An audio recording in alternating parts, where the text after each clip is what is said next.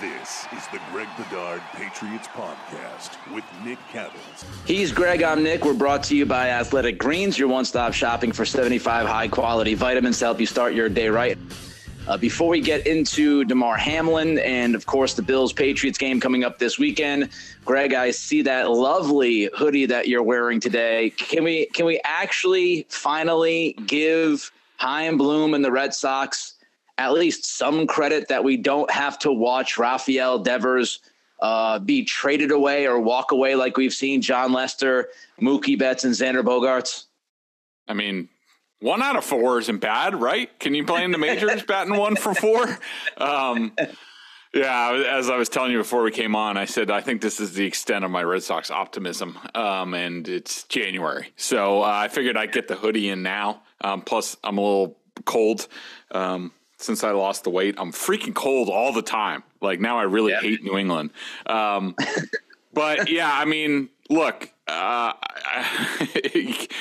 the pessimist, the cynic in me wonders, how much John Henry getting booed at the Winter Classic, which I was at, I covered for BSJ, had something to do with it. The timing is definitely interesting. I'm all for it. If that caused John Henry to go back and be like, oh, that's it. We need to sign Devers. Just get it done. Like after what happened at the Winter Classic, I'm all for that.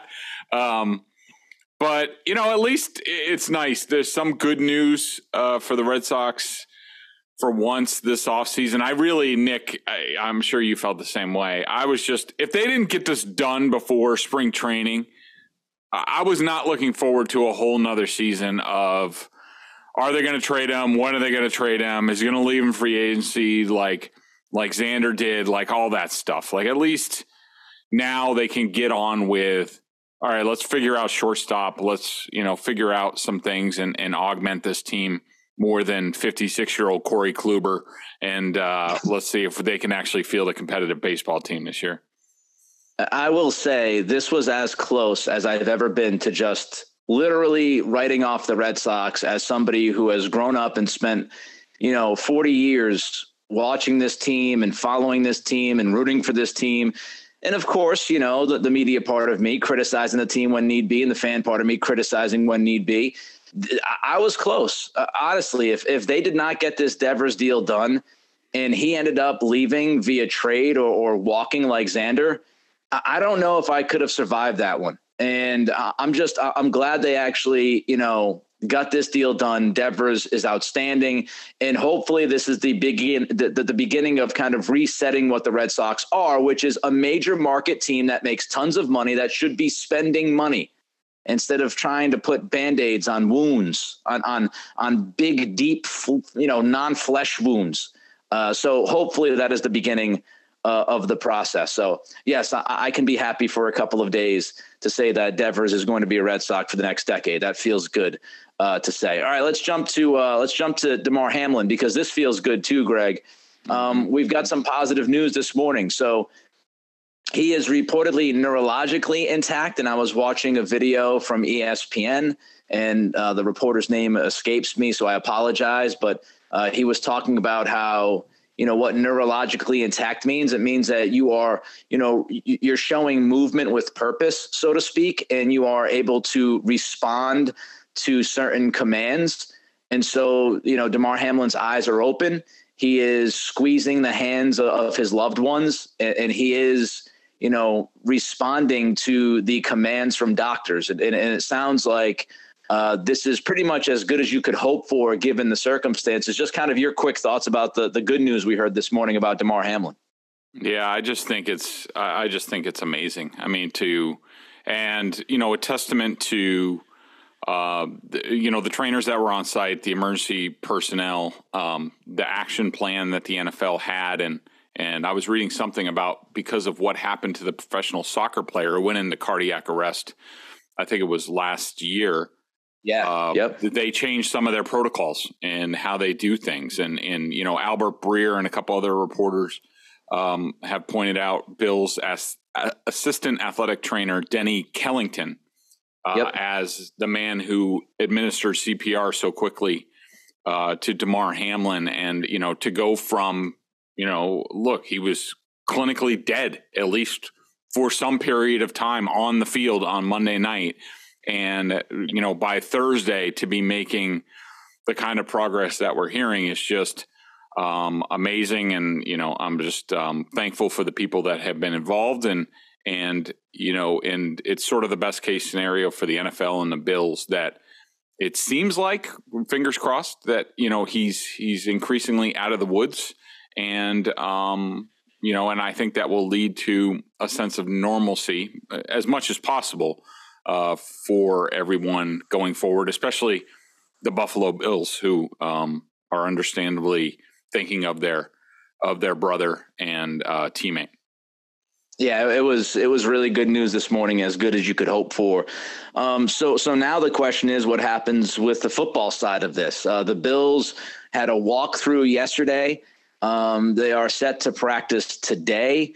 Bill Belichick spoke with the media, Greg, today. The Patriots will also speak to the media today. I thought Bill was good regarding the Hamlin situation. He said that he texted Sean McDermott. He did not go into detail what that conversation was, but he did say that he reached out to Coach McDermott to kind of share his thoughts about the situation. Just your thoughts here on trying to transition back. If we have no word that the game is at 1 p.m. for now, right? So it's Sunday at 1 for now.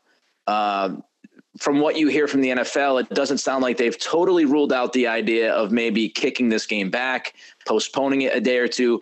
But for right now, just your thoughts about the transition. I don't know how you want to break it down, if you want to go Bills, Patriots, and then kind of NFL, but the transition for especially the Bills to get back to football after what happened on Monday night.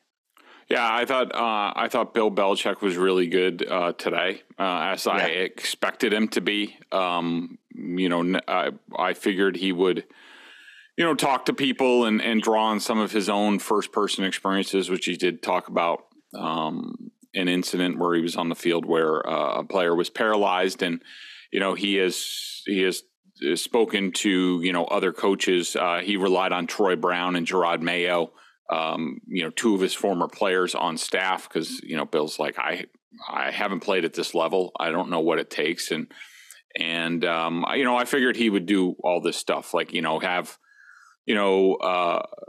Troy Brown, probably Gerard Mayo, Slater, McCourty, those guys sort of, set the tone. But, I think it's, when it comes to these guys, and I know it's going to sound odd to just normal lay people who, aren't involved with the NFL, professional football, to the level that we are. But, getting back on the practice field, back into your routine and focused on that, on an opponent, on an upcoming game plan. And this goes for the Bills as well. It brings a sense of normalcy. These guys they're unbelievable creatures of habit. I mean, every week is basically the same timing. They don't like it when they have, say, a Thursday night game or a Monday night game or what have you, and things get off. And it's like I said, it's going to sound a little cold and a little strange, but the Bills, they walked through yesterday. They're practicing as we speak right now. That's going to help them.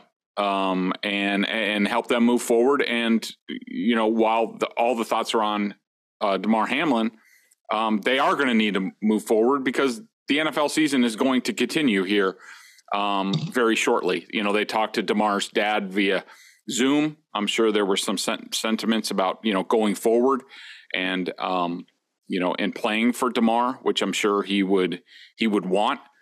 He didn't work as hard as he did to get where he did and where this team did to all of a sudden, like, say, okay, well, football's not important. And, it's not as important as Damar's health, but it is important to these guys. It's what they do and why they do these things. So I'll be interested to see what happens with Bills Patriots. Sunday at 1 still seems a little soon to me. Maybe the evening, Monday, you run into the national championship game. So they would have to play that game at 4 or 5 p.m. if they pushed it then, which I think they would need to make a decision probably by tonight on whether they're going to do that. I assume the NFL is taking a lot of cues from the Bills. So them coming off the practice field today, seeing where they are, how they handle the media today, because I think they will meet with the media, all that will factor into the decision. But football will be played in a weird way. It'll bring people a lot of comfort and not closure, because Damar's going to be battling this for a long time, but I think it will help people move in the right direction. Yeah, I think, look, we've all had certain ordeals, and I don't know how deep of a traumatic situation that, certain people, individuals listening to this podcast have been in and gone to work and kind of gotten through it by finding that routine. I can just say, I'm a very routine oriented person. I'm OCD, and I find comfort in following my routine day to day. And it kind of drops my anxiety. Again, this is a very difficult situation, what they saw on Monday night. I do think the news this morning does set at least some comfort level for those teammates and the people that know Damar, that, again, it was really good news this morning. So, I think that would lean us towards, hey, we're going to play some football at some point over the next few days, whether it's Sunday or it's Monday or it's Tuesday. I don't know.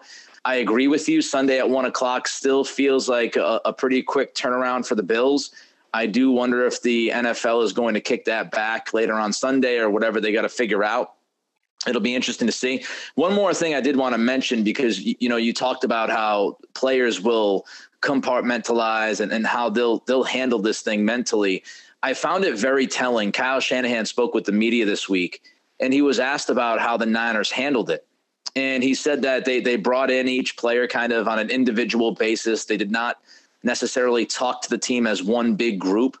And the most telling thing that he said was that they offered all of the help they can offer, right? And Bill Belichick talked about that this morning, about the idea of, psychiatrists and chaplains and everybody that is within the organization that can help you spiritually and mentally get through something like this. The team's offer to the players. And Shanahan, while saying that, he said, but really most of the help wasn't for the players. Shanahan said most of the help that we gave and offered, it ended up going to the wives. And I thought that was such an interesting, fascinating, and telling comment that, because we immediately, all of us think, you saw what you saw. That's your teammate. You play the game. It's physical. It's violent. It's got to go through your head. Hey, man, that could happen to me at any given moment. And as you said, football players, hockey players, Jake DeBrusk scores 2 goals in the Winter Classic with playing on a fractured fibula, just a freak. Yep. These guys are wound differently. And I just thought it was incredibly revealing when Shanahan said it wasn't necessarily the players that needed most of the help. It was the wives, the women that care for these men, the women that have to watch these men put their bodies on the line week in and week out. That was just a kind of chilling, somber note of like, yeah, man, like we say it all the time, but sometimes we overlook it. Like these guys do have families. They have wives, they have girlfriends, they have kids, and the emotional toll on the women that are, in these relationships that have to worry about, their men going through what Damar Hamlin went through. I just thought that was a very telling and fascinating comment from Kyle Shanahan this week. When we look at the game, one thing on that, I was on NBC Sports Boston like immediately after this happened. It was pre-planned. I was coming in. But we ended up talking about obviously about what was going on with Hamlin and the game for a full hour on NBC Sports Boston. And one of the first things I said was, this is going to lead to a lot of uncomfortable and important discussions in NFL homes right now, as we're going on. And that's what I meant. It's one thing for these players. It's another thing for these families. And over my 20-year career covering the NFL, I'm constantly amazed, impressed by what these significant others go through, whether it's coaches' wives or players' wives, during the season. And a lot of these women are just basically left on their own. They're almost like Army spouses. And I think this incident probably brought that home even more, that, when their husband goes off to work, there's a chance they might not come back. I think this, we often forget about it, but I think this brought it home for a lot of people, especially probably some of the younger wives who it's been some time since they've likely had to deal with this type of serious episode. And, it's tough. And it does not surprise me to hear Shanahan say that. All right. So as far as the Patriots go at practice today, Jonnu Smith, Marcus Jones both returned from their concussion issues. So that is good news. Jonnu and Marcus on the field. More Marcus Jones than Jonnu, honestly, because as we've talked about, Jonnu has not played as big a role as we thought he would and hoped that he could. But Marcus Jones has been gigantic in all three phases, as Belichick would say, especially over the past month and a half. So that's good. Both those guys back on the field. But before we get into the game, Greg, and look at the Bills and Patriots matchup, just kind of your quick look and synopsis of the AFC seeding situation and solutions. Today, Mike Florio said that he expects the NFL to make an announcement that the Bengals-Bills game from Monday night will be ruled a no contest. Just kind of not getting too deep into the weeds, but what do you think this looks like as the NFL tries to put together? I saw some of your tweets from NFL.com yesterday where you had the standings and all of a sudden the Patriots and the Bills had a tie. Just what's going on now in the NFL? I don't know. And Nick, I wish I could offer any sort of insight. Florio goes back and forth by the minute. Saying like at first he thinks it's going to go by winning percentage, and then they might split the bye to they might add an eighth seed. What's going on?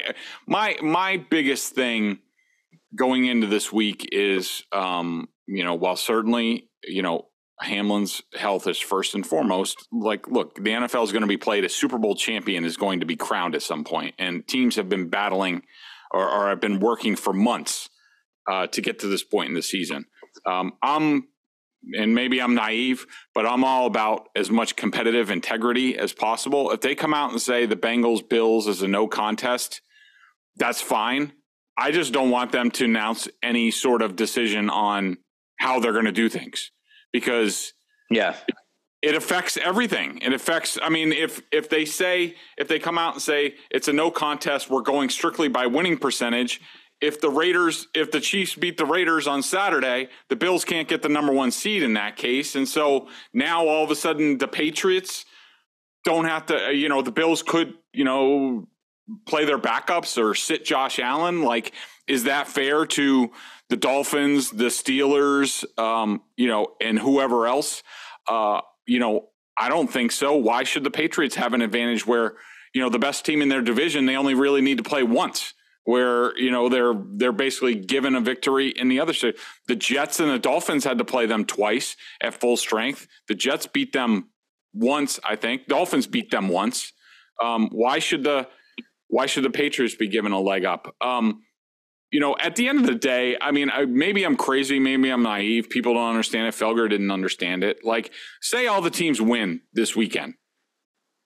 In my mind, by winning percentage, yes, the Chiefs are the number one seed. But, if that game's declared a no contest, they're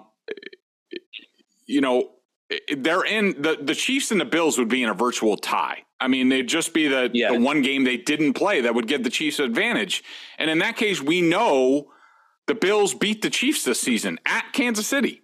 To me, I don't know, maybe I'm an idiot, but to me, it seems pretty simple all right, the seeding all remains the same how it worked out. But in terms of the top seed, I'm Roger Goodell. I'm intervening and saying, the Bills are the number one seed.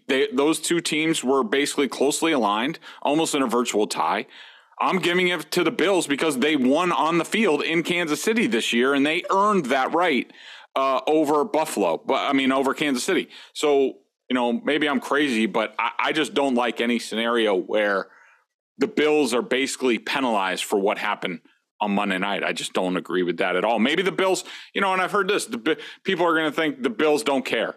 and they'll be like, things are more important. We'll beat anybody, any place. That's great and all, but and I guess they should take the Bills' cue on this. But I still think, there's a common sense way through this, and I don't think adding another playoff team at this rate, where the Titans just sat everybody, knowing like it was a 1 game and in situation. Yeah. Now it's not. I mean, that doesn't make any sense either. I agree with you. Before we get to Bills, Patriots, let's talk about Athletic Greens. I started taking AG1 because I wanted to make sure I was getting all the vitamins and nutritional supplements I needed in one place. Now I've been on it for 6 months, and I love it. It doesn't taste like it's super healthy. It's kind of a mild tropical taste, a little minty, and I actually look forward to it each morning. So what is this stuff? With one delicious scoop of AG1, you're absorbing 75 high-quality vitamins, minerals, whole food source ingredients, probiotics, and adaptogens to help you start your day right. This special blend of ingredients supports your gut health, your nervous system, your immune system, your energy, recovery, focus, aging, all the things you're looking for. I take it first thing in the morning. It's now part of my routine, and I'd be lost without it. I love how it contains less than 1 gram of sugar, no GMOs, no nasty chemicals or artificial anything, while still tasting good. And it does. I'm telling you, it does. Right now, it's time to reclaim your health and arm your immune system with convenient daily nutrition. It's just 1 scoop and a cup of water every day. That's it. No need for a million different pills, supplements to look out for your health. To make it easy, Athletic Greens is going to give you a free 1-year supply of immune-supporting vitamin D and 5 free travel packs with your first purchase. All you have to do is visit athleticgreens.com/Bedard. Again, that's athleticgreens.com/Bedard to take ownership over your health and pick up the ultimate daily nutritional insurance. All right, Greg, from a strictly football standpoint, how do you think the Bills will approach this game, given some of the backdrop and context you just gave? How do they kind of approach this, guys they're playing, how much they play them, et cetera? Yeah, I think a lot of it comes down to, do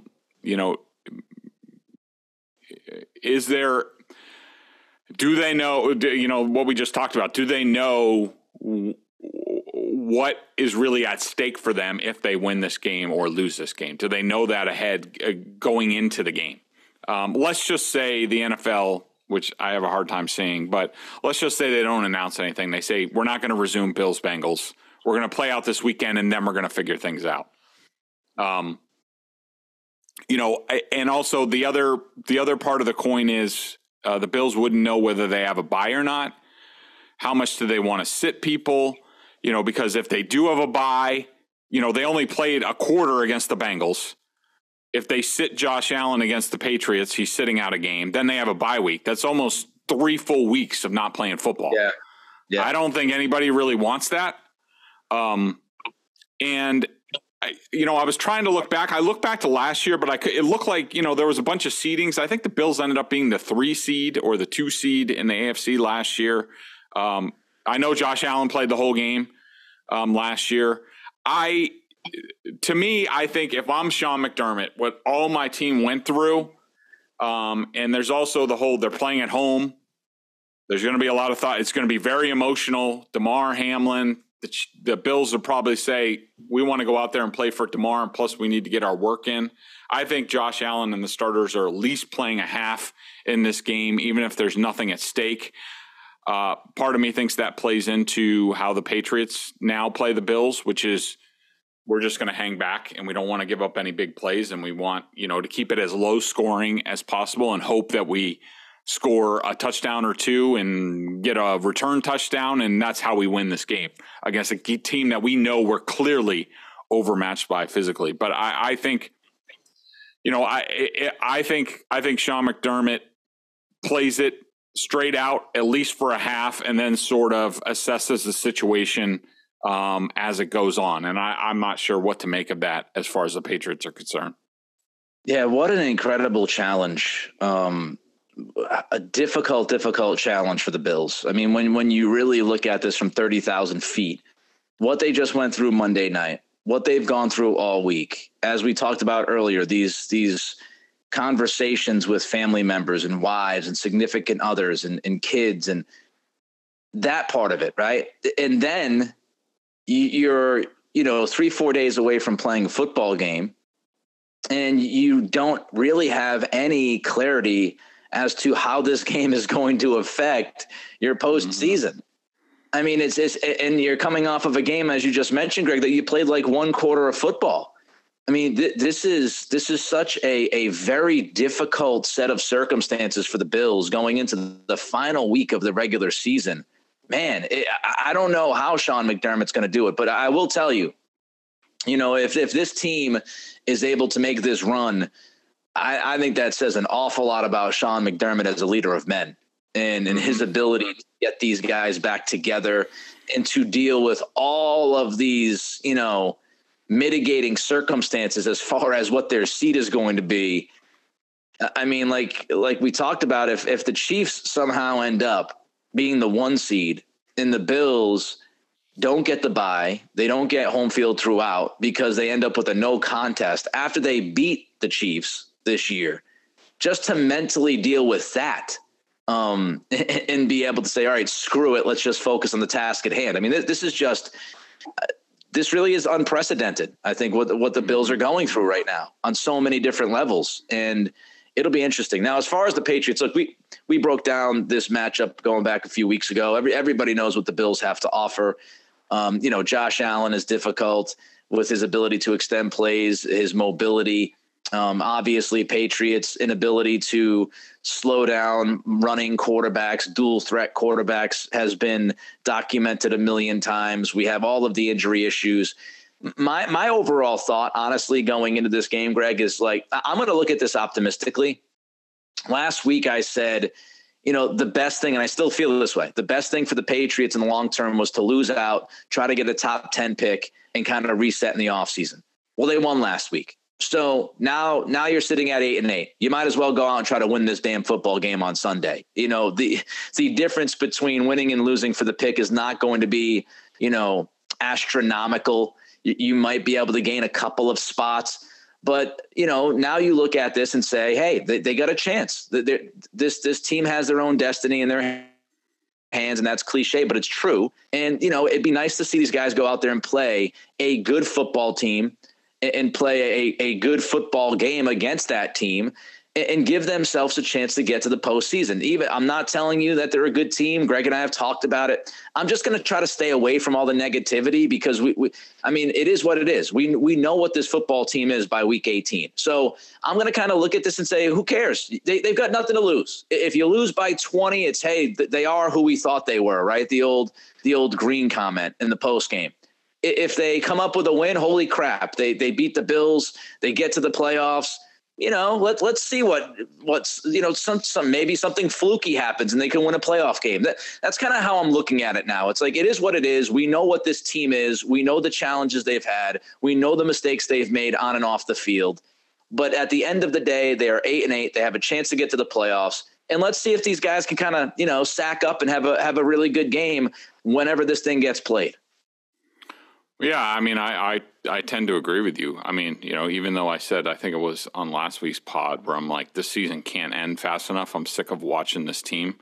I mean, that's my own personal opinion as far as watching the offense. And, we all know this team isn't winning the Super Bowl. I'm more looking forward to how the Patriots recover from this season, but that doesn't mean that's no comment directly on the games and what they're doing. I think there's always value in competing, and especially when they have younger guys on this team. They have a decent, for once, for the first time in a long time, they have a decent layer of young players on this team, including, it's promising to hear Marcus Jones is back, and guys like Christian Barmore, and getting Mac Jones into this is a playoff situation.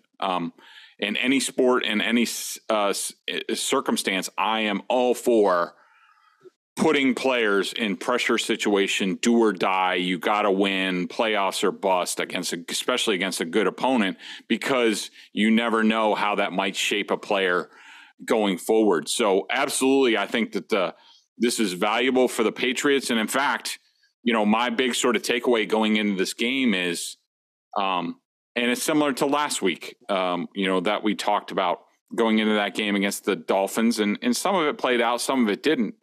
But, just let it all hang out. Like, what do you have to lose? Like, I don't want to see another game against Buffalo where Bills just playing not to get blown out.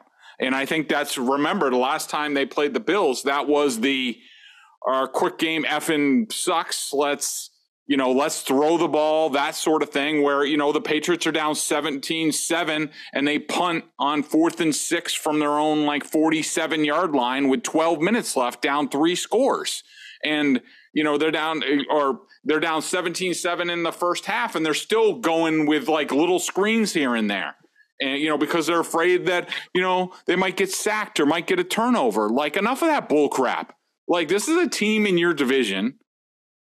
You have some good players on this team. I think Mac Jones has made progress in the last about month of the season, and the passing offense. Is it perfect? No. Does their running game stink? And Nick, while I'm thinking of it, one of the things from watching the film a little bit more closely the past couple of days, I'm worried about Ramondre Stevenson as far as dead legs. I have him. He's now 4 consecutive weeks where I have him at a rating of either 0 or negative. And he only had his lowest rating before this season was 1-0 rating for me. Everything else was positive. So you worry about, but Damian Harris is back, maybe more of the load. But just the big thing is just freaking go for it. See, it's about next year anyways. See what these guys are capable of.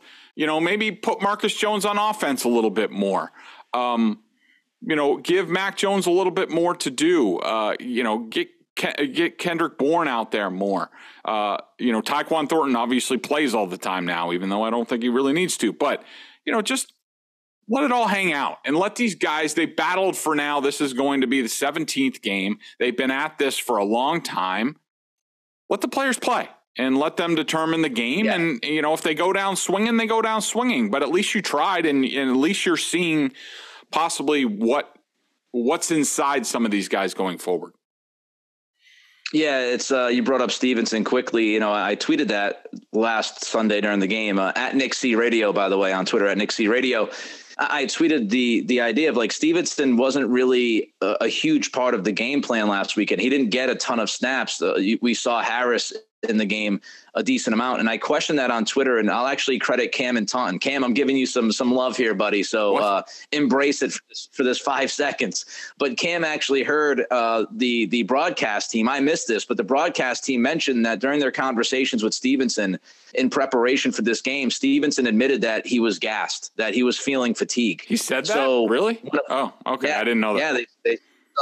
Yeah, so if Stevenson is telling the broadcast crew he's feeling fatigued, then he's dead ass tired. He's done, because players don't usually admit that publicly. And if he said that, maybe he was hoping they'd keep it confidential. But I would not be surprised, as you said, the legs are pretty much dead after all he's done this season for them. We were going to talk about Duggar. We'll save that for some other time. Here's what I was going to say. An analogy for the Patriots when you look at their approach against the Bills the last time and going into this weekend. It's like the Patriots are the buttoned up, khaki wearing businessman, cubicle dude who is about to go on a bachelor party. And, the Patriots were all the last game. They showed up at the bachelor party and they were still all buttoned up with their khakis, and they couldn't really let loose and have fun. This weekend, let it rip. You're going to Vegas with the boys. Let it rip. You've got nothing to lose. You live once here, baby. You got a chance to win this game at Buffalo and finish 9-8 and get into the playoffs. Let it rip. Enjoy yourself. Take some risks. Have some fun. See what you can come up with. And hopefully Belichick coaches that way as well. All right. Obviously, look, I'm 14-2 against the spread. Greg is 13-3. We're in a really good spot no matter what happens in this game. But this is a very difficult game to predict. We don't know when it's going to be played. They're saying 1:00. We're not sure. We have no idea who's going to play for the Bills. We have no idea how the Bills are mentally after what happened this Monday. So I'm telling you right now, this pick doesn't matter. If you go to Greg and I for any kind of help for entertainment purposes or otherwise, I would not take this pick this week from me because I have no idea what to expect. But the line is Bills -6.5, Greg. Yeah, like you said, we don't know how they're going to play this. I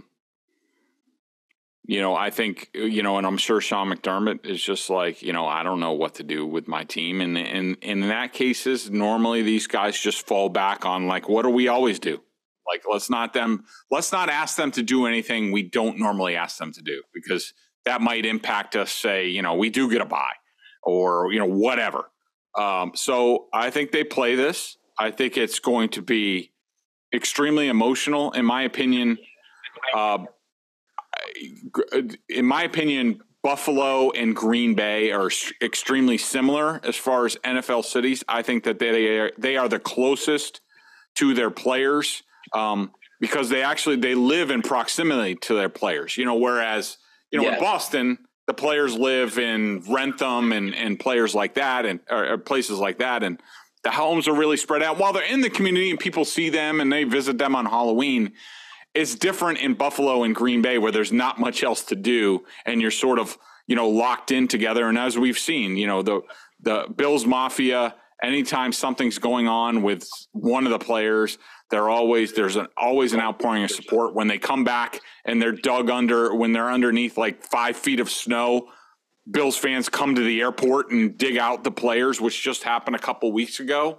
And, and also, from living in Green Bay, you see players out all the time. Like you're at the same restaurants. There's just a different connection in those smaller NFL markets. And I think all that's going to play into it's going to be an extremely emotional situation whenever they play this game.